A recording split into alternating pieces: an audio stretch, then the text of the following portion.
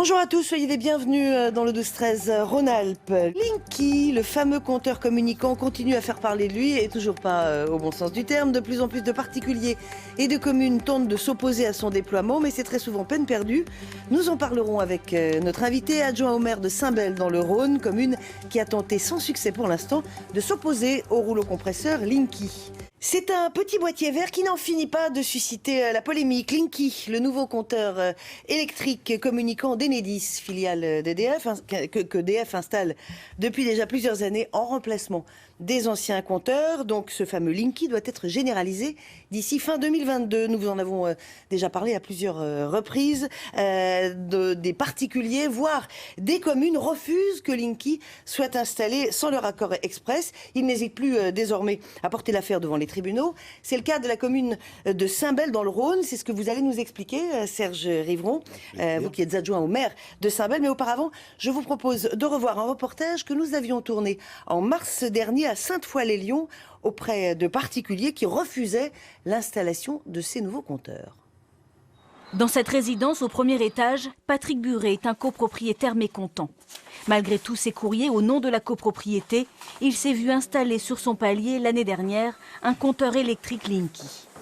Suite à un refus collectif de 40 résidents à Enedis, Paris, Lyon et à l'installateur, aucune réponse à nos demandes, aucun respect de l'usager et une installation rouleau compresseur en catimini de 20 Linky dans la copropriété le samedi 19 août. 19 août, c'est inadmissible pour moi.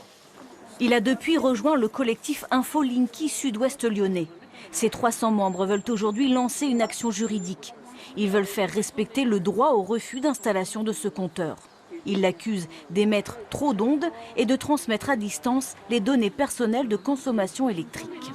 Le matin, quand on se lève, donc du lever au coucher, à partir du moment où on se lève, à quel moment on va ouvrir le frigo, donc on va pouvoir déterminer en fait nos habitudes de vie. Linky permet la relève à distance de votre consommation réelle d'électricité. Selon Enedis, Lyon est la première ville de France dont tous les foyers sont équipés de ce compteur. Depuis 2015, le gérant du réseau d'électricité est dans l'obligation légale de le déployer. Mais en cas de refus des particuliers, la loi n'a rien prévu. Bonjour Serge Rivron. Bonjour. Alors à Saint-Bel, en juillet dernier, c'est le maire qui avait pris un arrêté qui permettait aux habitants de refuser l'installation de ce compteur Linky chez eux. Arrêté que le tribunal administratif de Lyon vient de suspendre, c'est ça? Absolument. En fait, l'arrêté tendait à permettre aux habitants de choisir, parce qu'en fait, on a le droit de rien choisir ici. Depuis que c'est parti, depuis décembre 2015, où le déploiement, comme ils disent, joli nom pour un diktat, a commencé en France. Donc les gens, on a entendu votre reportage, se retrouvent confrontés à des installateurs qui, plus ou moins sympathiques, alors maintenant ils sont un peu moins violents qu'ils l'étaient au début, mais qui pratiquent de la même manière, c'est-à-dire qu'ils font le forcing, ils passent en force de toute façon, et ils posent partout où ils peuvent poser.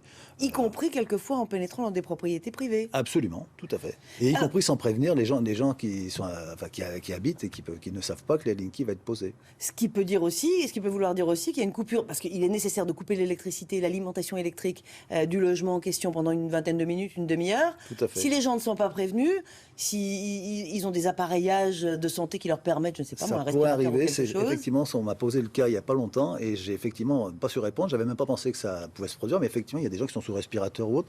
Et je ne sais pas comment ça se passe dans ces cas-là, puisqu'ils arrêtent au moins une demi-heure pour changer les compteurs, quoi.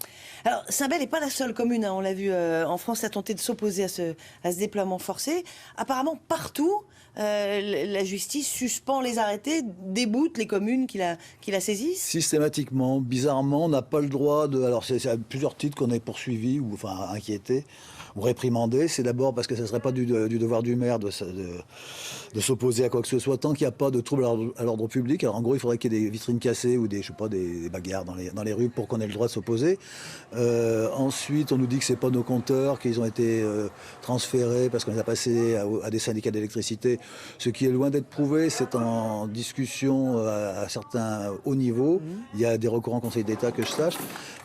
Et par contre, c'est ce qu'a décidé récemment le tribunal d'appel de Nantes, qui a effectivement dit que les compteurs n'appartenaient pas aux communes, mais appartenaient aux ils ont un nom complètement aberrant qui n'a aucune loi, mais bon, c'est pas grave. On a l'impression quand même d'une espèce de flou autour des modalités d'installation de ce compteur, parce que Enedis se retranche derrière une réglementation européenne qui a été transposée dans la loi française et qui ferait donc obligation aux propriétaires et aux locataires d'accepter qu'on installe ces nouveaux compteurs. Est-ce que vous, en tant qu'élu, vous avez cette impression-là aussi, qu'il y a une sorte de flou pas forcément on sent qu'il y a un flou, on sent aussi que c'est quand même assez extraordinaire. C'est la première fois que ça se produit depuis que je suis élu, je l'ai été 2 fois, enfin c'est la deuxième fois que je suis en deuxième mandat, qu'on a un tel forcing qui est fait par quelqu'un qui est un fournisseur en fait, c'est-à-dire qu'on devrait être content d'avoir son prestataire de service qui vient vous rendre visite, et là ça se retrouve quelqu'un qui est contre vous, qui veut vous imposer à toute force quelque chose dont beaucoup de gens ne veulent pas, contrairement à ce qui est dit.